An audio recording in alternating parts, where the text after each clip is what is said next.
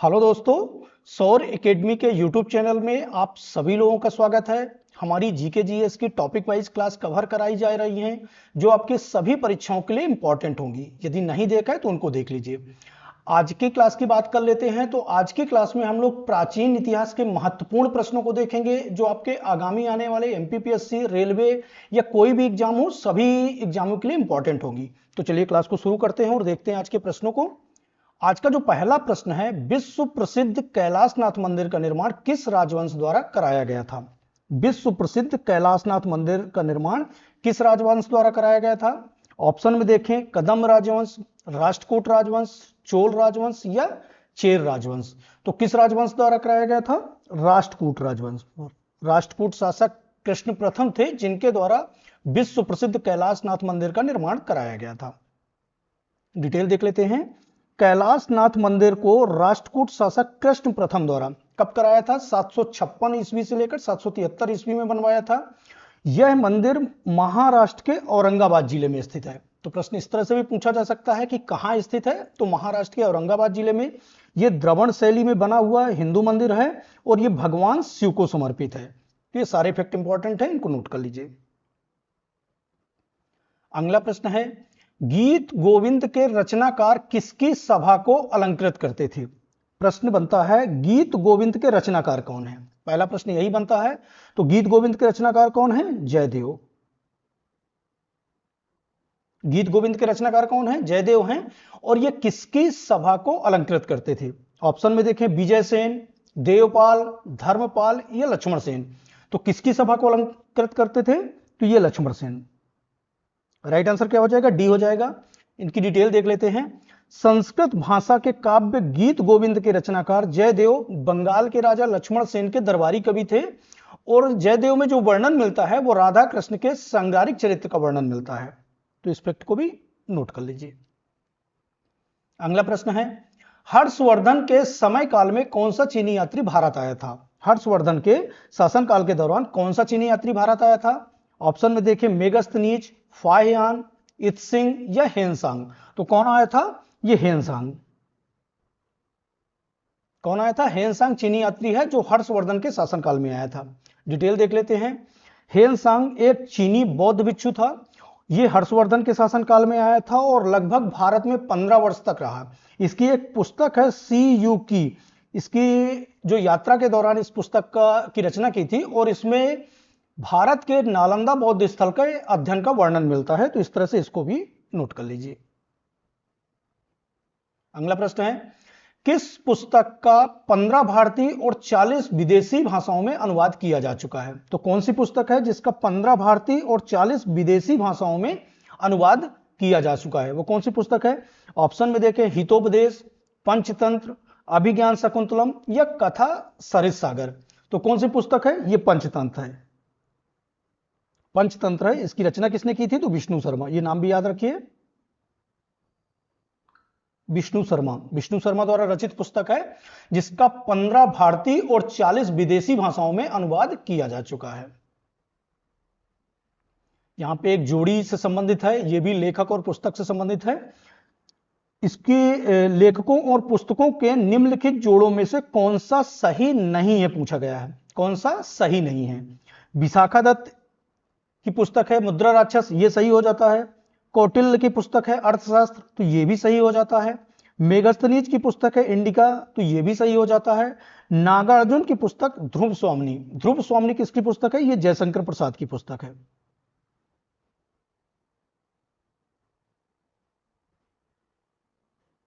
ध्रुव स्वामिनी किसकी पुस्तक है? जयशंकर प्रसाद की।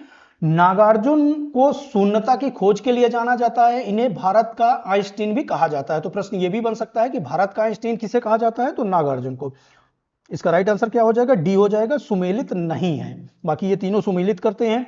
विशाखा दत्त रचित पुस्तक मुद्रा राक्षस, कौटिल्य द्वारा रचित अर्थशास्त्र और मेगस्थनीज द्वारा रचित कौन सी है? इंडिका है। अगला प्रश्न देख लेते हैं। निम्न के जोड़े बनाइए। जोड़े बनाने के लिए बोला है। विक्रम संवत की शुरुआत कब हुई थी? तो विक्रम संवत की शुरुआत हुई थी 58 बीसी में। कब हुई थी? 58 बीसी में। ए का 3 हो जाएगा। शक संवत की शुरुआत कब हुई थी? 78 एडी में। बी का 4 हो जाएगा। कलचुरी संवत की शुरुआत कब हुई थी? 248 एडी में, सी का 1 हो जाएगा। और गुप्त संवत की शुरुआत कब हुई थी? 320 एडी में, तो डी का क्या हो जाएगा? 2 हो जाएगा। A3 B4 C1 D2, option में देखें A3 B4 C1 D2 B option में मिलता है, तो राइट आंसर क्या हो जाएगा? बी हो जाएगा। विक्रम संवत की शुरुआत कब हुई थी? 58 BC में। शक संवत की शुरुआत 78 एडी में हुई थी। कलचुरी संवत की शुरुआत 248 एडी में हुई थी। और गुप्त संवत की शुरुआत कब हुई थी? 320 एडी में हुई थी। तो ये चारों के चारों फैक्ट इंपॉर्टेंट है, इनको नोट कर लीजिए। अगला प्रश्न है, मीनाक्षी मंदिर स्थित है। मीनाक्षी मंदिर कहां स्थित है? यहां पे ऑप्शन में देखें मदुरई, चेन्नई, कोयंबटूर या हैदराबाद। तो कहां पे स्थित है? ये मदुरई में स्थित है। तमिलनाडु में मदुरई नामक जगह है, वहां पे मीनाक्षी मंदिर स्थित है। इसकी डिटेल देख लेते हैं। मीनाक्षी मंदिर मदुरई तमिलनाडु में स्थित है। यह मंदिर भगवान शिव और देवी पार्वती को समर्पित है। इस मंदिर की जो शैली है वो द्रविड़ शैली में निर्मित है। कौन सी शैली में निर्मित है? द्रविड़ शैली में। और दक्षिण भारत के जो पांड्य शासक रहे हैं उन्होंने मीनाक्षी मंदिर का निर्माण 17वीं शताब्दी में करवाया था। संगम काल के दौरान जो संगीति हुई थी, तो प्रथम और तृतीय संगम जो हुए थे वो यहीं पे मदुरई में संपन्न हुए थे। तो इस तरह से ये भी इंपॉर्टेंट है, नोट कर लीजिए। अगला प्रश्न है, गौतम बुद्ध को महापरिनिर्वाण कुशीनगर में प्राप्त हुआ था। यह कुशीनगर कहां पे है? तो प्रश्न यही बनता है, गौतम बुद्ध को महापरिनिर्वाण कहां पे प्राप्त हुआ था? तो ये कुशीनगर में। और कुशीनगर कहां पे स्थित है? उत्तर प्रदेश, महाराष्ट्र, बिहार या नेपाल। तो कहां पे स्थित है? ये उत्तर प्रदेश में स्थित है। कहां पे? उत्तर प्रदेश में। राइट आंसर क्या हो जाएगा? ए हो जाएगा। कुशीनगर भारत के उत्तर प्रदेश में स्थित एक नगर है। कुशीनगर का जो इतिहास है अत्यंत प्राचीन और गौरवशाली है। यह कुशीनगर की फोटो है जहां पे गौतम बुद्ध का परिनिर्वाण हुआ था। इसी स्थान पर भगवान बुद्ध का परिनिर्वाण प्राप्त किया था। प्राचीन काल में यह नगर मल्ल वंश की राजधानी और 16 महाजनपदों में से एक था। चीनी यात्री जो हेनसांग आया था और फाई आन आया था, इनकी जो रचनाएं थे यात्रा वृत्तांत में भी इस प्राचीन नगर का उल्लेख मिलता है, इसका वर्णन मिलता है। अगला प्रश्न देख लेते हैं, कौन सा सम्राट स्वयं को दूसरा अलेक्जेंडर कहता था? दूसरा अलेक्जेंडर कौन सा सम्राट कहता था अपने आप को? अशोक, समुद्रगुप्त, अलाउद्दीन खिलजी या अकबर। तो कौन कहता था? यह अलाउद्दीन खिलजी। खिलजी वंश का शासक था अलाउद्दीन खिलजी, जो स्वयं को दूसरा अलेक्जेंडर कहता था। और इसने एक उपाधि धारण की थी, सिकंदर-ए-सानी। डिटेल देख लेते हैं इसकी। खिलजी वंश का सबसे शक्तिशाली सम्राट था अलाउद्दीन खिलजी, जिसने सिकंदर-ए-सानी या दूसरे सिकंदर की उपाधि धारण की थी। यह नाम भी याद रखिए, सिकंदर-ए-सानी या दूसरे सिकंदर की। दिल्ली को दार उल खलीफा या खलीफा के सीट के रूप में इसने ही घोषित किया था। तो यह फैक्ट भी याद रखिए। किस दक्षिण भारतीय राज्य में उत्तम ग्राम प्रशासन था? उत्तम ग्राम प्रशासन, जो स्थानीय सुशासन, किस दक्षिण भारतीय राज्य की विशेषता रही है? चेल की, चालुक्य की, चोल की या वातापी की। तो कौन सा वंश रहा है? ये चोल। ये दक्षिण भारतीय राज्य में चोल वंश रहा है, जिस वंश की जो विशेषता रही है वो उत्तम ग्राम प्रशासन रही है। डिटेल देख लेते हैं इसकी। चोल शासक की सबसे उल्लेखनीय विशेषता रही है उत्तम ग्रामीण शासन। चोल साम्राज्य की स्थापना किसने की थी? तो विजयालय ने की थी। ये फैक्ट भी याद कर लीजिए। 8 से 12 शताब्दी ईस्वी के मध्य भारत के दक्षिणी क्षेत्रों में सबसे लंबे समय तक शासन करने वाले राजवंशों में से एक था चोल वंश, जिसकी स्थानीय स्वशासन प्रमुख विशेषता रही। अगला प्रश्न देख लेते हैं, झेलम और चिनाब नदियों के बीच के राज्य का शासक कौन था? झेलम और चिनाब नदियों के बीच के राज्य का शासक कौन था? ऑप्शन में देखें, कनिष्क, डेरियस तृतीय, राजा पोरस या चंद्रगुप्त मौर्य। तो कौन था? ये राजा पोरस थे। राजा पोरस थे, जिनका शासनकाल कहां था? झेलम और चिनाब नदियों के मध्य था। डिटेल देख लेते हैं इसकी। पोरस 4वीं शताब्दी ईसा पूर्व में भारतीय राजा थे और इनके समय सिकंदर का आक्रमण हुआ था। कब? 327 से 326 ईसा पूर्व में। और इस युद्ध को किस नाम से जाना जाता है? तो हाइड्रे स्पीच के युद्ध से, या झेलम के युद्ध से, या वितस्ता का युद्ध। तीनों नाम इंपॉर्टेंट है, इनको नोट कर लीजिएगा। अगला प्रश्न है, इलाहाबाद में कुंभ मेले का आयोजन किस राजा ने शुरू किया था? इलाहाबाद में कुंभ मेले का आयोजन किस राजा द्वारा शुरू किया गया था? ऑप्शन में देखें, हर्षवर्धन, चंद्रगुप्त मौर्य, नरसिंहवर्मन या समुद्रगुप्त। तो कौन सा शासक था? यह हर्षवर्धन। डिटेल देख लेते हैं। पहले कुंभ इलाहाबाद कुंभ का आयोजन राजा हर्षवर्धन के राज्यकाल में 664 ईसा पूर्व में आरंभ हुआ था। कुंभ मेले का आयोजन जो होता है प्रति 12 वर्षों में होता है और ये 4 जगहों पर, 4 स्थानों पर आयोजित किया जाता है। वो कौन कौन सी जगह है? हरिद्वार गंगा नदी के किनारे, उज्जैन में क्षिप्रा नदी के किनारे, नासिक में गोदावरी नदी के किनारे और प्रयागराज में गंगा जमुना और सरस्वती के संगम स्थल पर आयोजित होता है। तो चारों के चारों इंपॉर्टेंट है, इनको नोट कर लीजिए। अगला प्रश्न है, पाटलिपुत्र नगर का संस्थापक कौन थे? पाटलिपुत्र नगर की स्थापना किसके द्वारा की गई थी? बिंबिसार, उदयन, अजातशत्रु या घनानंद? तो किसके द्वारा की गई थी? ये उदयन के द्वारा की गई थी। हर्यक वंश के शासक थे। ये वंश भी नाम ये याद रखिए। उदयन किस वंश से संबंधित है? तो हर्यक वंश से संबंधित थे, जिन्होंने पाटलिपुत्र नगर की स्थापना की थी। डिटेल देख लेते हैं इसकी। उदयन हर्यक वंश 461 ईसा पूर्व से 445 ईसा पूर्व में रहे। उदयन ने 2 नदियों सोन और गंगा नदियों के संगम पर पाटलिपुत्र शहर की नींव रखी थी, जो वर्तमान में पटना के नाम से जाना जाता है। उदयन ने अपनी राजधानी राजगृह से पाटलिपुत्र को स्थानांतरित की थी। बाद में चंद्रगुप्त मौर्य ने यहां साम्राज्य स्थापित कर इसे अपनी राजधानी बनाया था। तो ये सारे फैक्ट इंपॉर्टेंट है, इनको नोट कर लीजिए। एलिफेंटा गुफा मंदिरों का निर्माण किस राजवंश के शासनकाल में हुआ है? एलिफेंटा गुफा मंदिरों का निर्माण किस राजवंश के शासनकाल में हुआ है? पाल वंश, चालुक्य वंश, राष्ट्रकूट वंश या चोल वंश? तो कौन से शासनकाल में हुआ है? ये चालुक्य वंश के शासनकाल में हुआ है। कौन से? चालुक्य राजवंश के शासनकाल में एलिफेंटा गुफा मंदिरों का निर्माण हुआ है। डिटेल देख लेते हैं। एलोरा एलिफेंटा की गुफाओं का निर्माण राष्ट्रकूट शासकों द्वारा कराया गया था। यह महाराष्ट्र राज्य के औरंगाबाद जिले में लगभग 34 गुफाएं हैं। इसको यूनेस्को की विश्व धरोहर स्थल में भी शामिल किया जा चुका है। और एलिफेंटा गुफाएं जो हैं शैव धर्म के प्रभुत्व वाली चट्टान काटकर बनाई गई गुफाएं हैं। तो इसको भी याद कर लीजिए। अगला प्रश्न है, जैन धर्म के अंतिम तीर्थंकर महावीर ने अपना पहला उपदेश कहां पे दिया था? जैन धर्म के अंतिम तीर्थंकर हैं या वास्तविक तीर्थंकर किसे कहा जाता है? तो महावीर स्वामी को कहा जाता है। और इन्होंने पहला उपदेश कहां पे दिया था? राजगृह में, पावापुरी में, वल्लभी में या पाटलिपुत्र में? तो कहां पे दिया था? ये राजगृह में दिया था। कहां पे? राजगृह में इन्होंने पहला उपदेश दिया था। डिटेल देख लेते हैं इसकी। महावीर स्वामी ने अपना प्रथम उपदेश बिहार राज्य के राजगृह में विपुलाचल पर्वत है वहां पे दिया था। महावीर का प्रतीक क्या है? तो सिंह है। ये जैन धर्म के अंतिम और 24वें तीर्थंकर थे। महावीर को अन्य किस नाम से जाना जाता है? तो कैवलिन, निर्गंथ, जिन और अरहत नाम से महावीर को जाना जाता है। कैवल्य इन्होंने ऋजुपालिका नदी के किनारे 42 वर्ष की अवस्था में प्राप्त किया था और निर्माण इसका पावापुरी में 668 ईसा पूर्व में हुआ था। तो इस तरह से ये सारे फैक्ट इंपॉर्टेंट है, इनको नोट कर लीजिए। लिंगराज मंदिर निम्नलिखित में से किस शहर में अवस्थित है? लिंगराज मंदिर है ये किस शहर में अवस्थित है?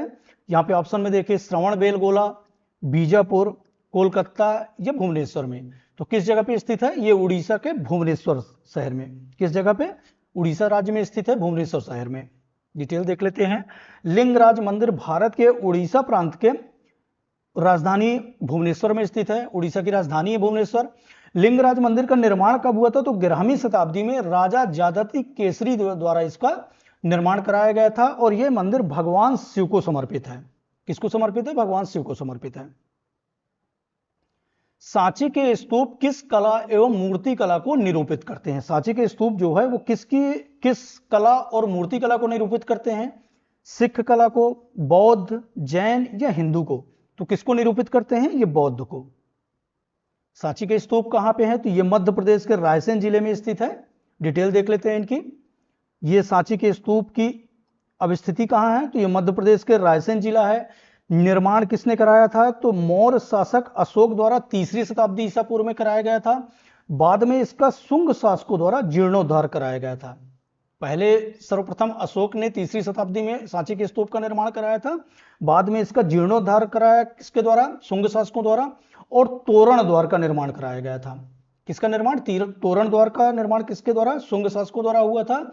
और 1989 में 1989 में यूनेस्को की विश्व धरोहर स्थल में इसे शामिल किया जा चुका है।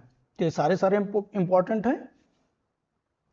अगला प्रश्न है, भारतवर्ष के लिए इंडिया शब्द का प्रयोग सर्वप्रथम किसने किया था? भारतवर्ष के लिए इंडिया शब्द का प्रयोग सर्वप्रथम किसने किया था? मेगास्थनीज, एरियन, स्ट्रेबो या हेरोडोटस ने? तो किसने किया था? हेरोडोटस ने किया था। ये ग्रीक इतिहासकार हैं जिन्होंने भारतवर्ष के लिए सबसे पहले इंडिया शब्द का प्रयोग किया था। डिटेल देख लेते हैं। भारतवर्ष के लिए इंडिया शब्द का प्रयोग सर्वप्रथम ग्रीक वासियों द्वारा किया गया था।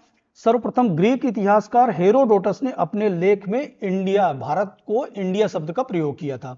भारतवर्ष किसके नाम पर पड़ा था? तो भारत नाम प्रथम जैन तीर्थंकर ऋषभदेव के पुत्र भरत के नाम पर पड़ा था। ये फैक्ट भी इंपॉर्टेंट है, इसको भी नोट कर लीजिए। अगला प्रश्न है, भारत में मानव के सर्वप्रथम प्रमाण कहां पे प्राप्त हुए? भारत में मानव के सर्वप्रथम प्रमाण कहां पे प्राप्त हुए हैं? नीलगिरी की पहाड़ियों में, शिवालिक की पहाड़ियों में, नल्लामाला की पहाड़ियों में या नर्मदा घाटी में? तो कहां पे प्राप्त हुए हैं? ये नर्मदा घाटी में, मध्य प्रदेश की नर्मदा घाटी क्षेत्र में मानव के सर्वप्रथम प्रमाण प्राप्त हुए हैं। डिटेल देख लेते हैं इसकी। मानव का प्रथम प्रमाण मध्य प्रदेश की पश्चिमी नर्मदा घाटी हथनौरा नामक स्थान पर प्राप्त हुए हैं। खोजकर्ता कौन है? तो अरुण सोनकिया है। 1982 में इन्होंने खोज की थी। नर्मदा ह्यूमन को नर्मदा मैन के रूप में भी जाना जाता है। तो ये फैक्ट भी इंपॉर्टेंट है, इनको नोट कर लीजिए। अगला प्रश्न है, राष्ट्रीय मानव संग्रहालय कहां पर स्थित है? राष्ट्रीय मानव संग्रहालय कहां पर स्थित है? ये पूछा गया प्रश्न है, एमपीपीएससी में 2 बार पूछा जा चुका है। गुवाहाटी में, भोपाल में, बस्तर में या अहमदाबाद में? तो कहां पे स्थित है? भोपाल में स्थित है। डिटेल देख लेते हैं। राष्ट्रीय मानव संग्रहालय, वर्तमान नाम इसका क्या है? इंदिरा गांधी राष्ट्रीय मानव संग्रहालय कर दिया गया है। ये कहां पे स्थित है? भोपाल में स्थित है। और ये भारत सरकार के संस्कृति मंत्रालय के अंतर्गत स्वायत्त शासी संगठन है। अगला प्रश्न है, निम्नलिखित में से कौन सा हड़प्पा स्थल नहीं है? यहां पे ऑप्शन दिए गए हैं, उनमें से कौन सा हड़प्पा स्थल नहीं है? चंदूहड़ो हड़प्पा स्थल है, कोट दीजी ये भी हड़प्पा स्थल है, देसलपुर हड़प्पा स्थल है, सौगौरा जो है ये हड़प्पा स्थल नहीं है। डिटेल देख लेते हैं इसकी। सौगौरा गोरखपुर उत्तर प्रदेश में ताप्ती नदी के किनारे स्थल है। यहां से मौर्य काल ताम्रपत्र के अभिलेख मिले हैं। तो इंपॉर्टेंट क्या है इसका? सौगौरा का, यहां पे मौर्य कालीन ताम्रपत्र के अभिलेख मिले हुए हैं। इसके अलावा चंदूहड़े, कोटदीजी, देसलपुर ये सभी हड़प्पा कालीन स्थल हैं। हड़प्पा की खोज कब हुई थी? तो दयाराम साहनी द्वारा 1921 से लेकर 1922 द्वारा रावी नदी के तट पर हुई थी।